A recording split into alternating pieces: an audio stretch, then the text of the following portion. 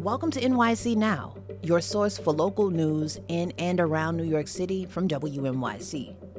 It's Wednesday, November 5th. Here's your morning headlines from Michael Hill.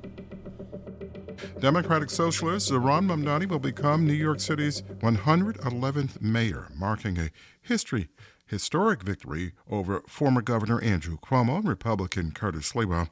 Mamdani becomes the city's first Muslim mayor in history, as well as its youngest in more than a century. Mohammed Haider attended an election watch party in Kensington, organized by a South Asian civil rights group. He says he's confident Mamdani can fix the affordability crisis in the city. I feel so proud. He's the first. It's like a world record. New York is biggest city in the world.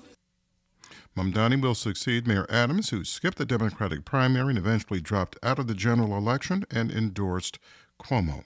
Cuomo says he's proud of his supporters and continues to be skeptical of Mamdani's agenda. It's also important to note that almost half of New Yorkers did not vote to support a government agenda that makes promises that we know cannot be met. Cuomo lost the Democratic primary to Mamdani in June, which led him to run as an independent. Republican Sliwa also lost last night. Mamdani will become the first Muslim to lead the city. He will also become the city's youngest mayor in more than a century. It soon could become get a lot easier to build new housing in New York City. Voters approved 4 ballot measures meant to streamline development. WNYC's David Brand reports.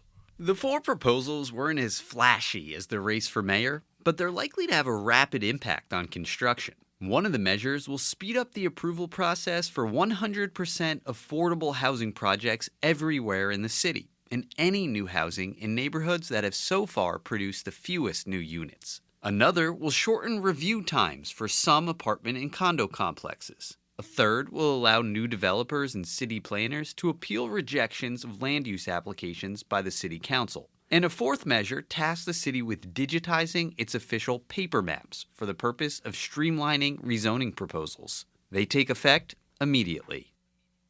And New York City voters rejected a measure that would have been the first step in aligning local elections with presidential races.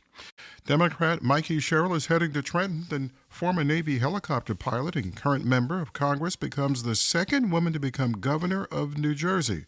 Sherrill soundly defeated Republican Jack Ciattarelli, but she says she won't shut anyone out. I know these are tough times. I know not everyone voted for me, but I'm working for everyone. Every single one of you.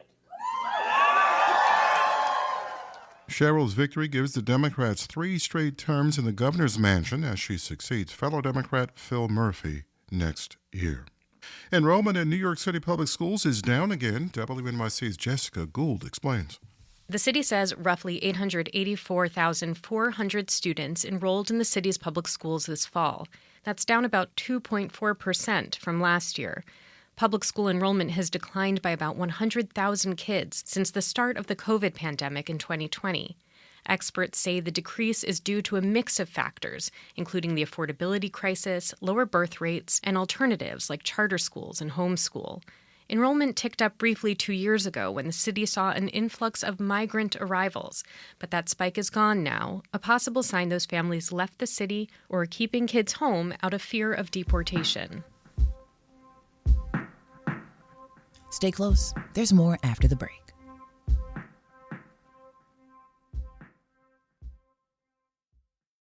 NYC. Democrat Mikie Sherrill will become the next governor of New Jersey, the 57th governor. The Navy veteran and member of Congress defeated her Republican opponent, Jack Ciattarelli, in a race that garnered national attention. Nancy Solomon is the host of WNYC's Ask Governor Murphy and the podcast Dead End, a New Jersey political murder mystery, a must listen to. Nancy joins us now. Hi, Nancy. Hey, Michael. So we were expecting a tight race, but Sherrill secured victory quickly and decisively last night. What does that tell us about the race overall? Democratic turnout, basically. It worked to Sherrill's advantage that the polls predicted such a close race. And of course, Democrats were very motivated to elect someone who will fight President Trump. I'd been hearing in the last couple of weeks that the Sherrill campaign had a very good get out the vote operation. And last night I stopped by a watch party held by activists from Soma Action.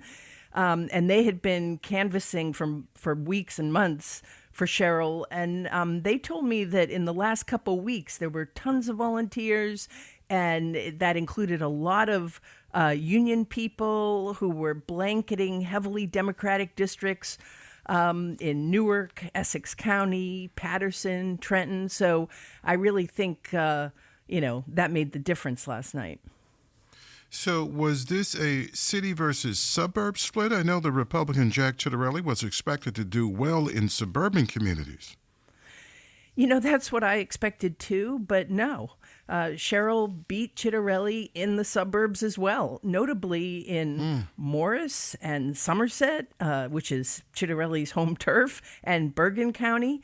And there were 6 counties that had voted for Trump last year that flipped back blue for Sherrill. That's Gloucester, Cumberland, Atlantic, Morris, Passaic, Hunterdon. Sherrill is a moderate with a military background, so she has a lot of appeal to moderate swing voters. And, the New Jersey suburbs are full of them. But I also, as I mentioned, the ground game in the last couple of weeks, by picking that up, by focusing on the urban vote, that's a tough combination for a Republican to beat in New Jersey. What local issues did Sherrill focus on that ultimately resonated with voters, Nancy? Well, there was that very local issue called Donald Trump. And I think, that's key. But, probably she talked a lot about affordability, freezing electricity rates, making government work for people. At times the campaign, I thought that her policy platform seemed thin, and she often talked like she didn't really want to be pinned down on exactly what she would do. But she gave a very strong victory speech last night. I think the strongest speech I've ever seen her give, talking about making government work for people. She even mentioned protecting immigrants, although kind of sort of, because she talked about the Statue of Liberty and, but she didn't really come out forcefully on immigrants, and that was one of the criticisms of progressives during the campaign. But, and she talked about making the state's economy work for the poor and the middle class in New Jersey. So, a lot of issues there.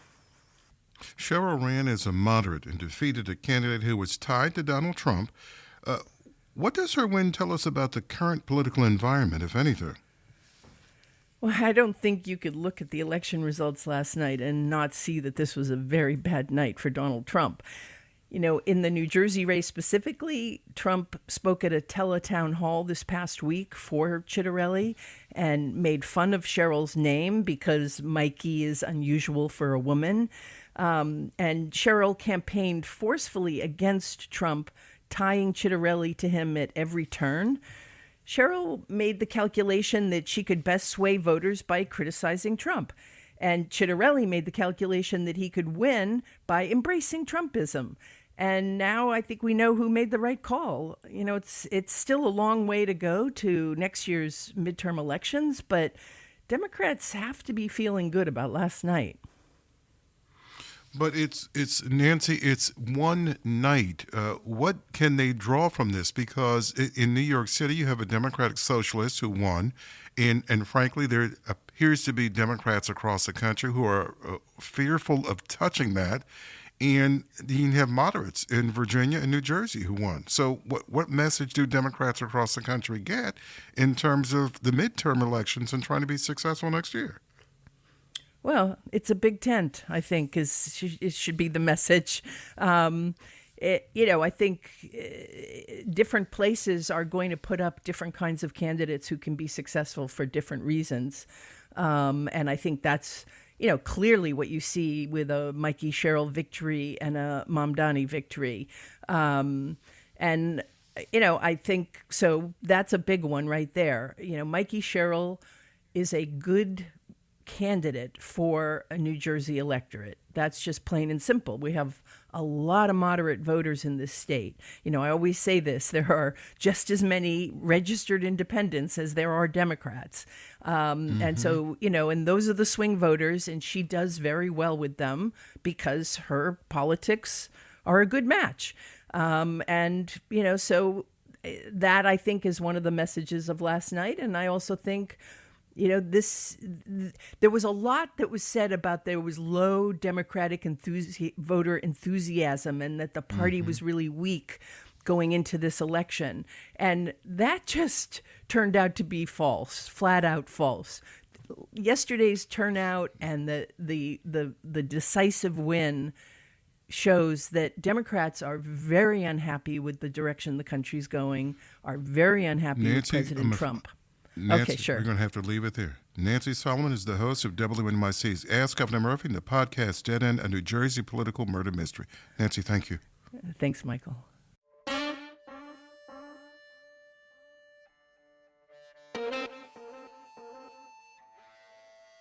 Thanks for listening.